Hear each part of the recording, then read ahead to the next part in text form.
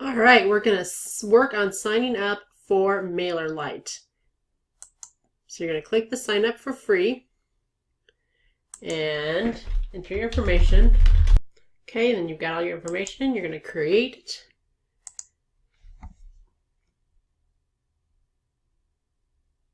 And you can see that there's no credit card required, up to 1,000 subscribers for free, which is a great reason to do this. I'm going to go ahead and walk through complete your profile.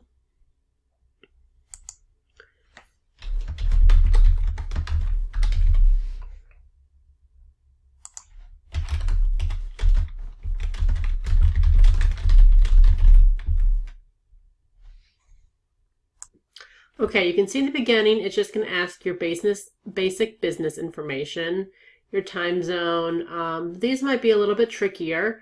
What industry are you in? I would suggest using health and fitness. You can choose from the drop down how many people. I'm going to assume most of you, if you're starting out and using MailerLite in part because it's free, you're going to have less than 1,000. Choose how old your organization is. Now, how do you collect your subscribers? This is very important for us to review. So please explain in detail how you gather them. You will find on the website, there's lots of things why it's important to have good opt-in practices, and that's what they are looking for.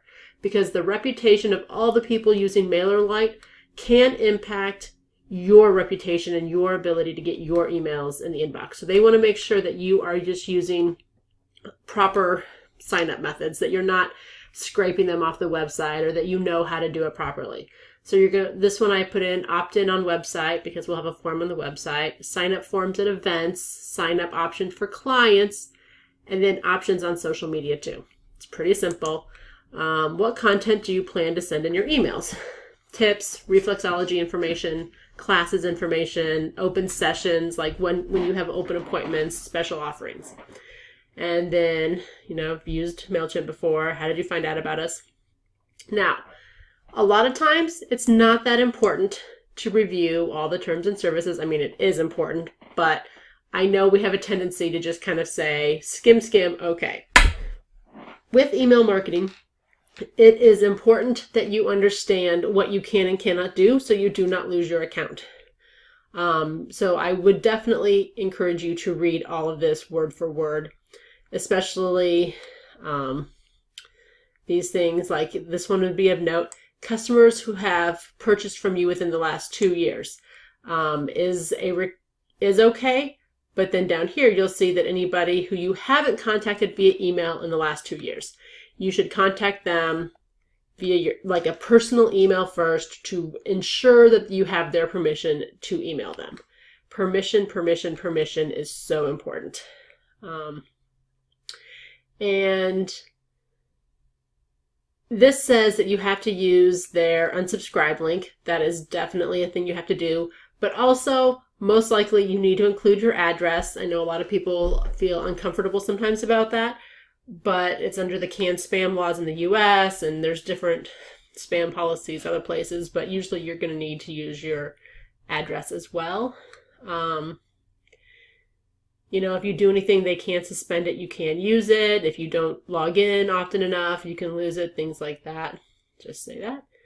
And we'll save. Obviously, you can get their email newsletter if you'd like as well. And then this will be also an important step, is verifying that you are using an email address that has your website domain in it. It's going to help improve your deliverability. So I'm just going to paste the website URL here. And again, you'll notice up here that they are going to require you to have a website with your own domain name to use MailerLite.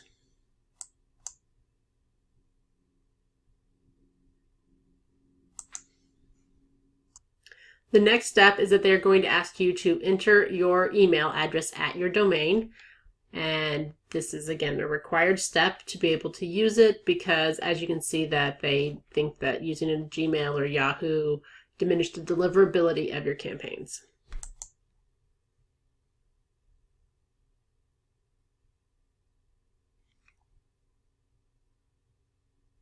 And then it says, please check on the confirmation link in the email. So you need to go into your email and check for that link. Once you have received that email, you're going to open it and click on the Confirm My Email link.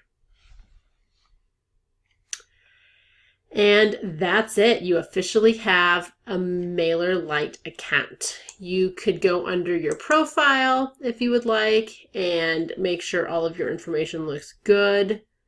This one had already pulled in the email, the photo, but you could upload a photo if not. Okay, you can go over here under account settings. And this is all the information that we just put in. You'll notice down here about the MailerLite logo. It is only something that you can hide if you have a paid plan. But if you need to make any changes, you can do that. You've got authentication. And this would be the setting that you would want, which is their default. I am going to go back really quick. I realized as I went past, there was a couple other options here that we could do. And you've got the new subscriber management is turned on, just so you know that that's there. You've got Google Analytics. Now, this is something that I would encourage you to use, and you can see that they've already put in the defaults in here, so you're good. But if you would like to customize it, that's something you can do, and that can be helpful in using your Google Analytics account to see the people that are coming from your email. You've also got your subscribe settings. Yep. Check here for approval status. I guess they still have to review the website before we can look at that. If you want to go through, this would be if somebody subscribes and you want to get a notification about that, or if they unsubscribe, and if you get too many of those, you can just choose a daily summary. You can see there's also the system notifications up here, which is for billing, which again, if you're using the free account, that's not really important at this point. Then we can look at integrations. This is a good one to use the Facebook integration. If you've got a WordPress site, you can do this, or there's other things we can talk about in the future. But just so you can see a quick review here. A lot of these are things that aren't actually going to be that helpful for most of you, but it's nice to know that they have a lot of options, including also the Instagram one there.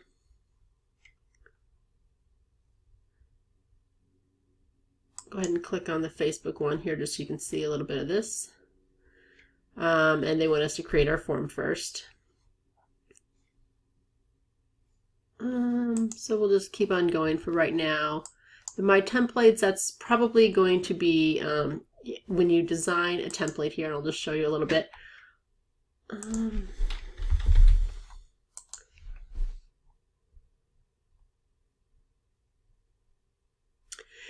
So there are a couple choices when you want to send an email out to your clients. Some people like to make them look fancy with the nice design and things like that.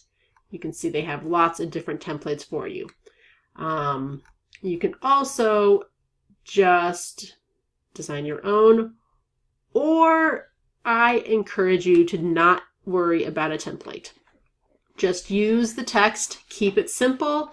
It's often going to have better deliverability in your inbox. If you want people landing in your primary tab of Google versus like the promotions tab, or again, similar name things for MSN and all the different ones, I usually don't worry about this. In the past, it was kind of the big, fun, fancy thing to do, but you know, it's up to you. We're going to keep moving today though. The file manager, I'll just show it to you, but it's not something we're going to have anything in yet because we haven't uploaded any images. And that's pretty much that. You're going to have your dashboard over here where you can create your first campaign. You can add subscribers. You can also use these ones up here. You want to set up your automation campaign with your welcome emails. But we'll get into all of that in separate videos. So I think that's the basics. You've got your campaign set up. Oh, there's our right dashboard. That's going to tell you your subscribers and all that good information. Thanks.